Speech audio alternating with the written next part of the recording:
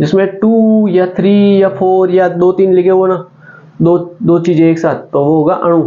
ठीक है, मतलब किसी चौक होती है, तो चौक को अपन ने तोड़ दिया तो बुरादा बन गया, तो वो अणु का बुरादा बन गया, मतलब वो बुरादे जो अणु के रूप में हो गए। ठीक है, फिर उनको और इतना ज्यादा तोड़ देंगे, इतने ज्यादा छोटे कर देंगे कि उनको सूक्ष्मदर्शी से देखा जा सकता है और उसके बाद उनको तोड़ा नहीं जा सकता। तो वो जो पार्टिकल होता है उसे कहते हैं एटम, परमाणु, मतलब उससे छोटा तो कुछ हो ही नहीं सकता। ठीक है, तो ये जो डिफरेंट हो गया, ये हो गया परमाणु और अणु के मध्य में डिफरेंस। कि अणु की पहली बात तो ये अणु दो चीजें होती है कोई भी, मतलब H2O तो ये एक अणु हो गया, जल का अणु हो गया, H2 हो गया तो हाइड्रोजन का एक अणु हो गया, जबकि H तो ये हाइड्रोजन गैस, सिर्फ हाइड्रोजन गैस का एक परमाणु है, H है।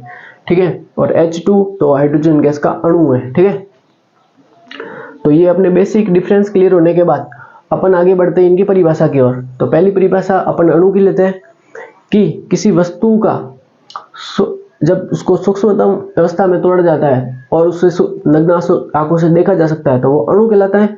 और किसी पदार्थ का सबसे छोटी से छोटी वह इकाई जिसे और अधिक बार नहीं तोड़ा जा सकता तो वो परमाणु कहलाता है। सबसे छोटी इकाई परमाणु कहलाती है। ठीक है, एग्जाम्पल अपन ने ले लिए, जैसे अणु में ले लिया अपन ने H2O, H2 ले लिया, CO2 ले लिया, ये सब अणु के एग्जाम्पल हो गए। ठीक है, ये सब अणु के उदाहरण हो गए। फिर इसके लेंगे परमाणु के, तो कार्बन, ओनली C कार्बन है ना, फिर ओनली H, तो ये परमाणु के हो गए। ठीक है, हाइड्रोजन होगी, फिर ओनली ऑक्सीजन ले ली, तो ये हो गए परमाणु के एग्जाम्पल। ठीक है, तो अपन ने देखते देखते 3 पॉइंट को क्लियर कर लिया।